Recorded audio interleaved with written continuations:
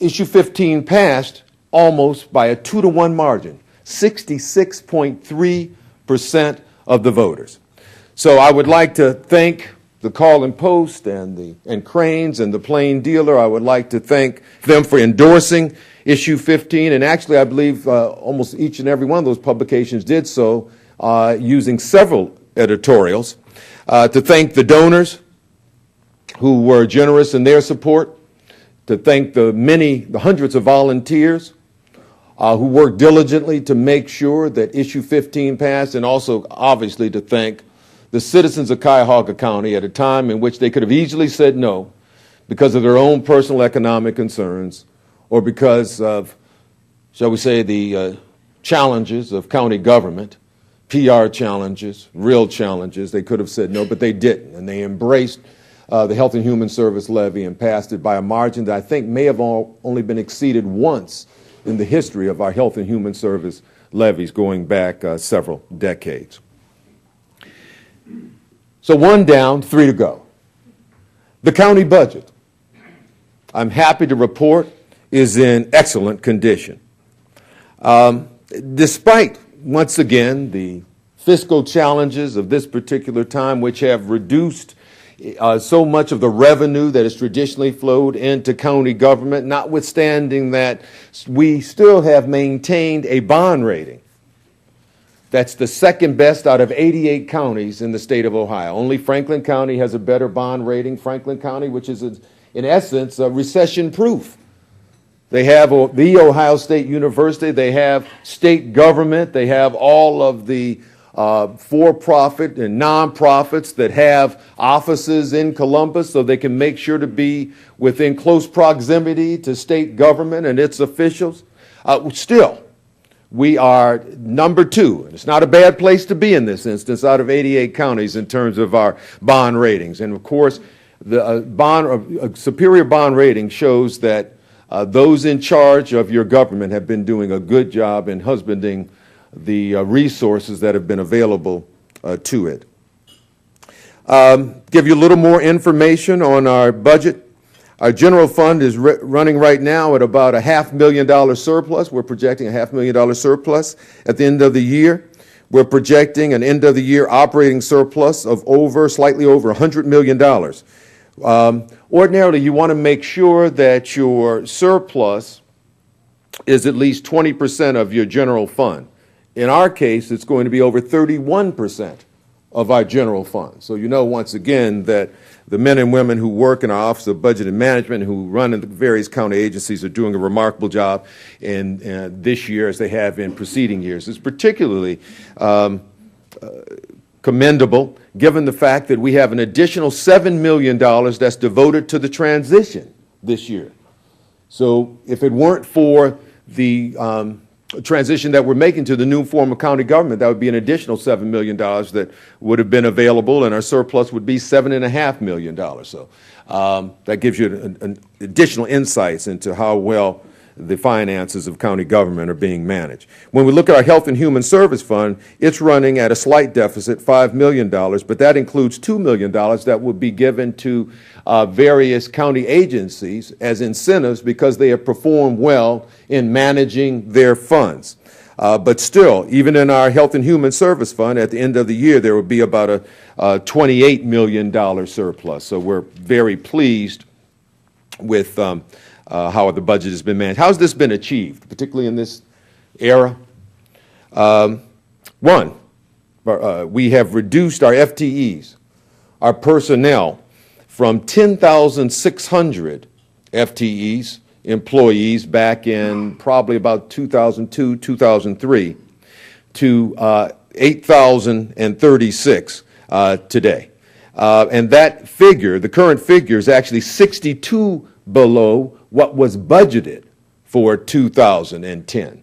So again, we've done a great job of managing our FTE count.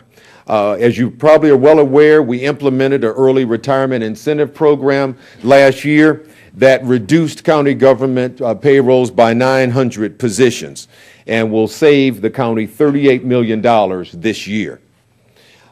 In addition to the FTE reductions through the ERIP program and through other means of reducing the payrolls. We've also implemented, last year it was 10 days, I believe, this year, a 5-day furlough program for the vast majority of county employees. That will save us about $6 million. The good news is it appears we will not have to do additional furloughs for the balance of the year.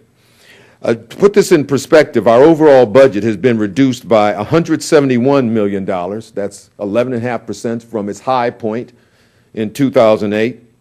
And our general fund budget has been reduced by almost $28 million, almost 5% from its high point that same year.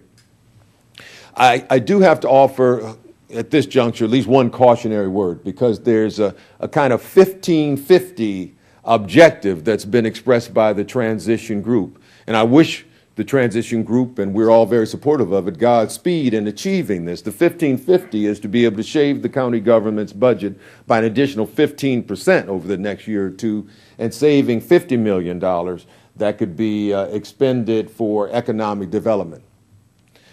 The fact is that's going to be an extremely difficult goal to achieve. Why? Because we've already reduced our budget by the numbers that you've heard me share. We've already reduced our FTE count by 2,500 people in the past, in less than a decade.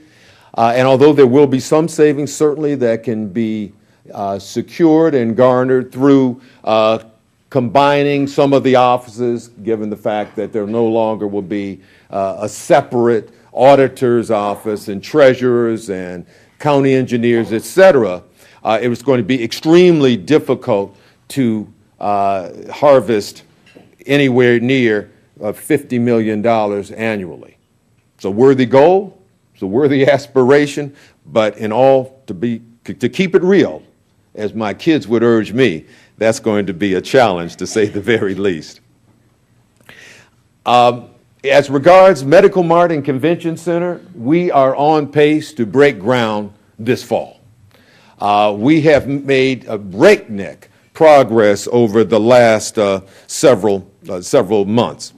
Some of the latest developments, we've selected LMN Architects out of Seattle as our design architect.